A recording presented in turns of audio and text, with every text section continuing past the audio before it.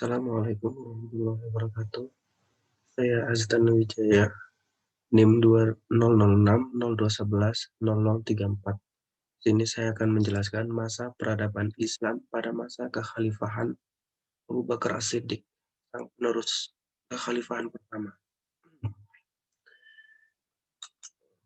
Biografi Abu Bakar.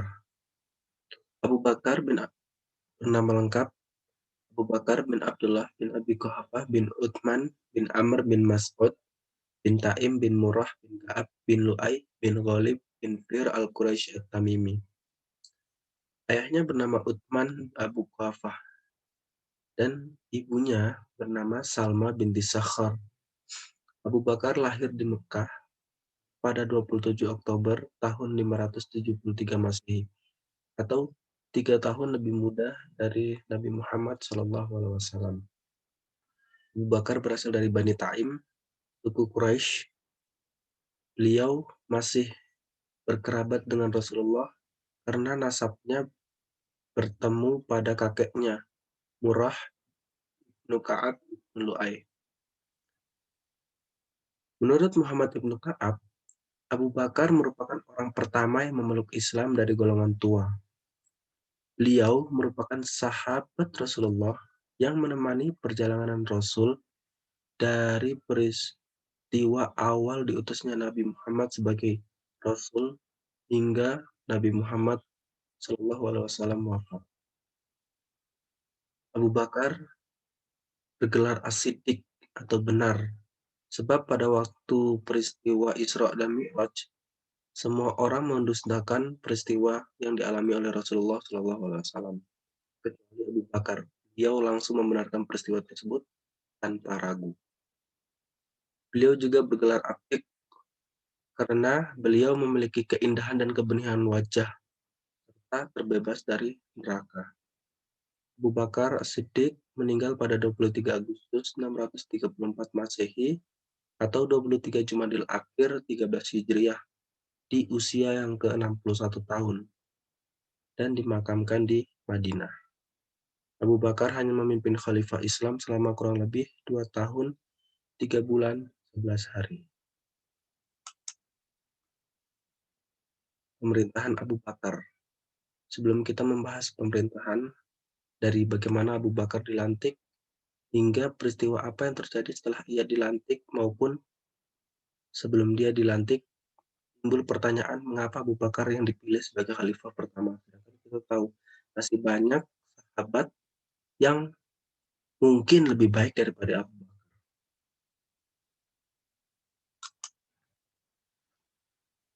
Sebelum kita mengulas mengapa Abu Bakar yang dipilih menjadi khalifah, kita lihat pada zaman itu bagaimana kondisi politik kota Madinah atau negara Madinah yang waktu itu menjadi negara Islam setelah wafatnya Rasulullah SAW.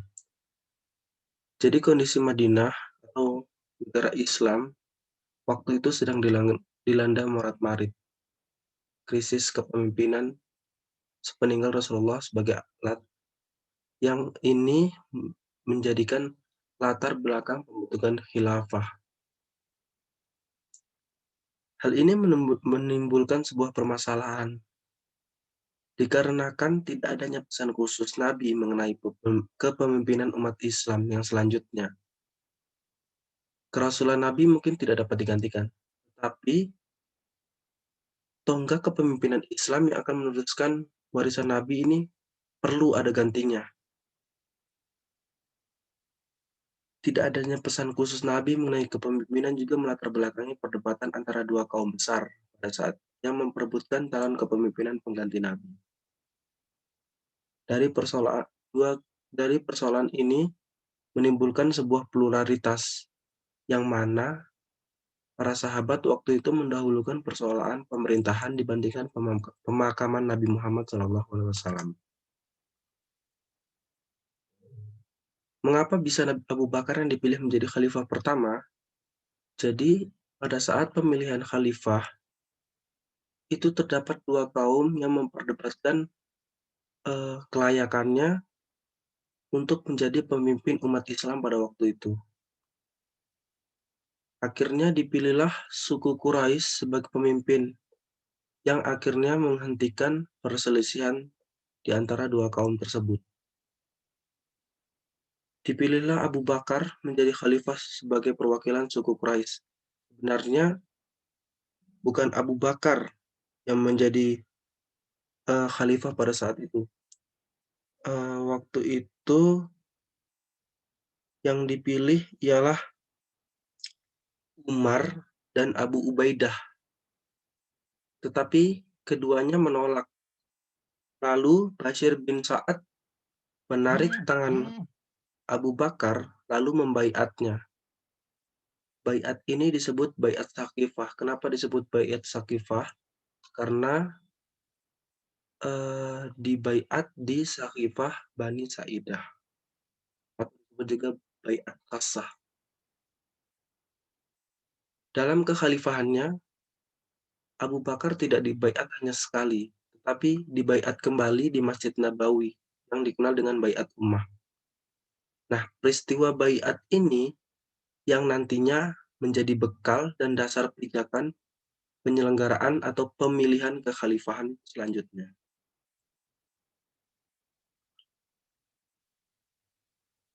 Kita masuk pada awal pemerintahan Abu Bakar. Seperti pada pemerintahan Rasulullah, kekuasaan legislatif, eksekutif, dan yudikatif di tangan Abu Bakar.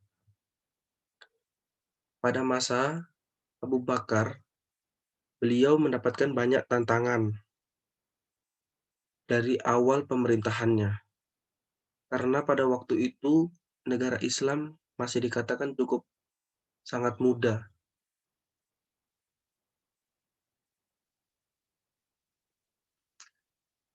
Beberapa tantangannya diantaranya timbulnya kabilah-kabilah yang merasa tidak terikat lagi dengan politik Madinah sehubungan dengan meninggalnya Rasulullah. Hal ini dikarenakan banyak suku-suku pada masa Nabi Muhammad yang kembali murtad. Setelah diusut kembali, rupanya mereka masuk Islam dikarenakan alasan politik atau karena semakin kuatnya umat Islam pada masa dipimpin Rasulullah SAW. Yang kedua, munculnya nabi-nabi palsu. Nabi-nabi palsu ini muncul untuk menyaingi Rasulullah SAW dikarenakan pada saat itu mereka sudah mendengar kabar bahwa Rasulullah SAW telah meninggal sehingga mereka berlomba-lomba untuk mencari peran untuk menggantikan Nabi. Yang ketiga, munculnya orang-orang murtad. Munculnya orang-orang murtad ini mereka digambarkan kembali kepada nenek moyangnya. Dan bukan hanya kembali saja, tetapi mereka dengan terang-terangan menentang aturan yang telah digariskan oleh Islam atau agama yang dibawakan oleh Nabi Muhammad SAW. Yang keempat, banyak orang yang tidak mau lagi membayar zakat dengan alasan zakat itu hanya dibayar ketika Nabi Muhammad masih hidup. Dengan demikian, setelah Nabi meninggal, hal ini menggugurkan kewajibannya membayar zakat.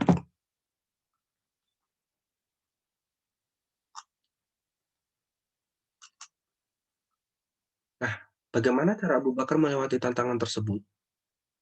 Meskipun pada saat itu Abu Bakar mendapat banyak tantangan dikarenakan umur negara Islam yang masih amat muda. Ibaratkan bayi negara Islam pada saat itu bayi yang baru lahir. Tetapi Abu Bakar mampu mengatasi persoalan tersebut dengan bijaksana sesuai kebutuhan penyelesaian waktu itu. Abu Bakar mampu menegakkan panji-panji Islam dan mengukuhkan kedudukan politik dalam negeri secara gemilang. Yang mana keberhasilan ini yang selanjutnya mempermudah khalifah selanjutnya dalam menyebarkan agama Islam. Selanjutnya kita akan membahas peran-peran penting Abu Bakar dalam atau ketika dia menjadi khalifah. Yang pertama dalam perang Riddah. Kita semua tahu Abu Bakar menerima jabatan khalifah pada saat sejarah Islam dalam keadaan krisis dan gawat, sesuai pernyataan yang saya jelaskan di atas. Sumber utamanya pun masih sama, yakni pada saat itu Nabi wafat dan tidak ada wasiat untuk kepemimpinan selanjutnya. Setelah itu, dikarenakan hal tersebut, timbullah gerakan riddah atau gerakan membelot dari agama. Gerakan ini sebenarnya sudah ada semenjak Nabi Muhammad awal jatuh sakit. Lalu berita ini menyebar ke seluruh daratan Madinah dan Mekah pada saat itu. Hingga muncullah nabi-nabi palsu yang ingin menyaingi maupun menggantikan Nabi Muhammad SAW. Sikap Abu Bakar sebagai khalifah melihat situasi tersebut dikarenakan situasi ini dapat mengancam kedaulatan negara Islam pada masa itu. Abu Bakar pun tidak tinggal diam dan membiarkan kejadian itu terus berlanjut. Abu Bakar bersama para sahabat mengambil tindakan tegas dan memaksa kaum Riddah untuk kembali memeluk Islam. Jika mereka tidak mau, maka mau tidak mau, Abu Bakar harus memerangi kaum tersebut. Perang Riddah dipimpin oleh Khalid bin Walid. Perang ini dikenal dengan perang melawan kemurtadan. Setelah Abu Bakar berhasil menumpas para kaum pembelot, selanjutnya Abu Bakar mempunyai misi untuk memerangi para nabi-nabi palsu. Dan para nabi palsu itu pun berhasil ditundukkan. Yang kedua, peran penting Abu Bakar pada masa kepemimpinannya yaitu memperluas daerah Islam. Jadi Abu Bakar melakukan sebuah usaha yang dipimpin oleh Khalid bin Walid dan Musanna bin Haritsah untuk menyerang Persia atau memperlebar wilayah Islam ke Persia. Dan tidak main-main, Abu Bakar berhasil merebut beberapa daerah penting. Dan untuk melawan Romawi, Abu Bakar membentuk front kekuasaan yang dipimpin oleh 4 panglima Islam. Di antaranya Amr bin As di front Palestina, Yazid bin Abi Sufyan di front Damaskus, Ubaidah di front Hims, dan Syurahbil bin Hasanah di front Yordania. Tetapi untuk melawan bangsa Romawi ini tidak langsung berhasil.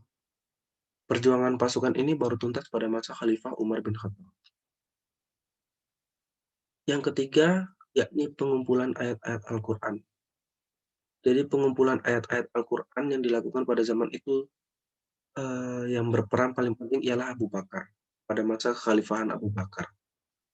Beliau membukukan Al-Quran atau mengumpulkan ayat-ayat suci menjadi satu naskah 30 juz atas saran Umar dan para sahabat. Dikarenakan kenapa Abu Bakar mengumpulkan atau membukukan Al-Quran, banyak para sahabat itu khawatir akan kemurnian Al-Quran yang ditinggalkan Rasulullah Shallallahu Alaihi Wasallam. Pada saat itu banyak penghafal Al-Quran yang syahid melawan kaum murtadin. Kita bisa lihat setidaknya itu tidak kurang dari 700 orang penghafal Al-Quran yang gugur dalam berbagai pertempuran pada kekhalifahan Abu Bakar. Yang kita tahu tadi, pada perang Riddah saja itu sekitar 70 orang penghafal Al-Quran. Nah, jika dibiarkan terus berlanjut, maka kemurnian Al-Quran ini akan hilang. Karena Al-Quran pada masa itu tuh tidak mudah untuk ditemukan. Karena waktu itu penulisan Al-Quran tuh ada yang ditulis pada daun, batu, tulang.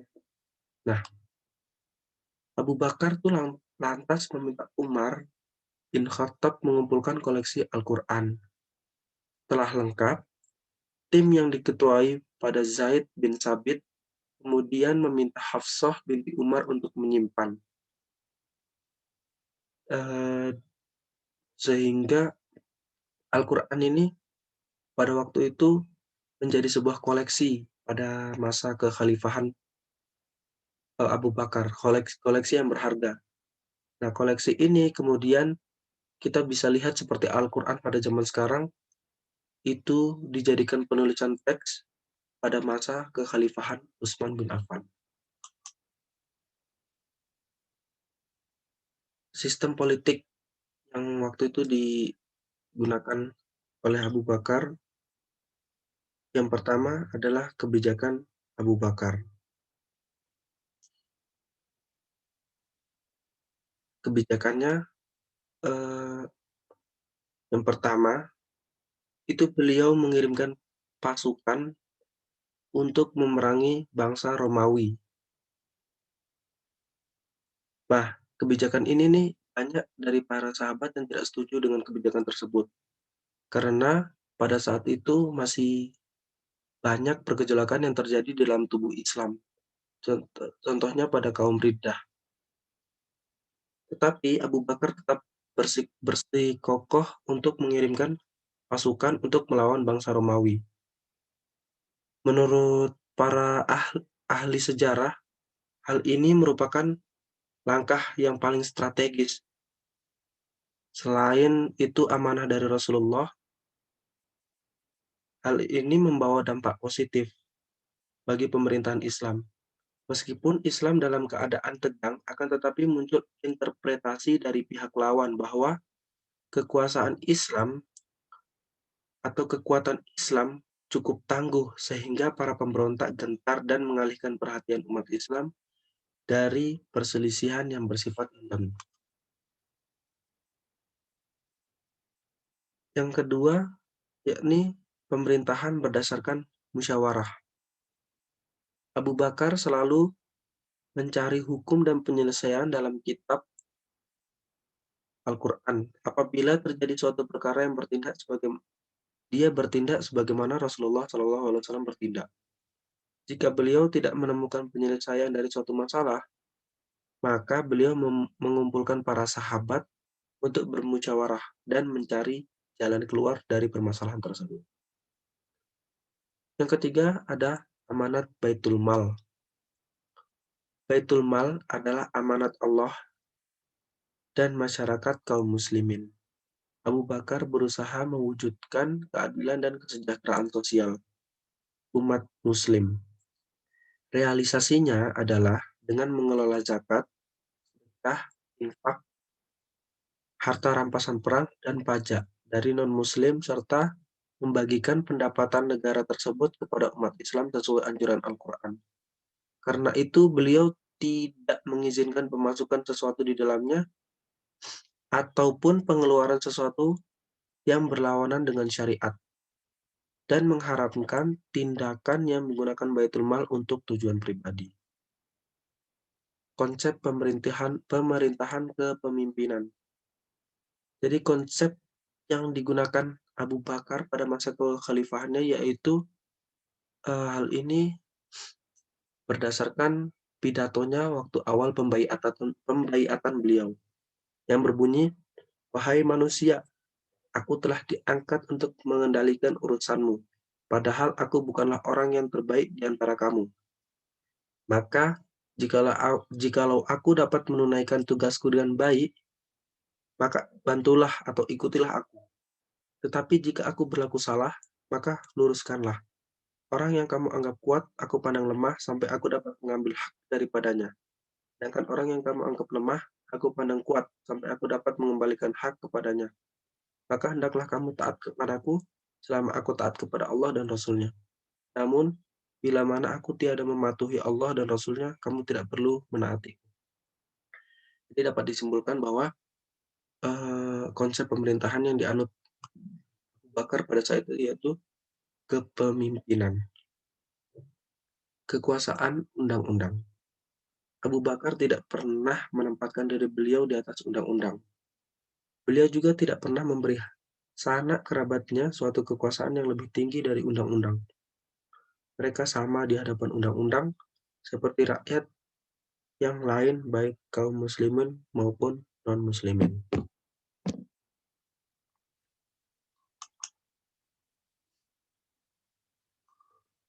Akhir kekhalifahan Abu Bakar dan peralihan kepemimpinan.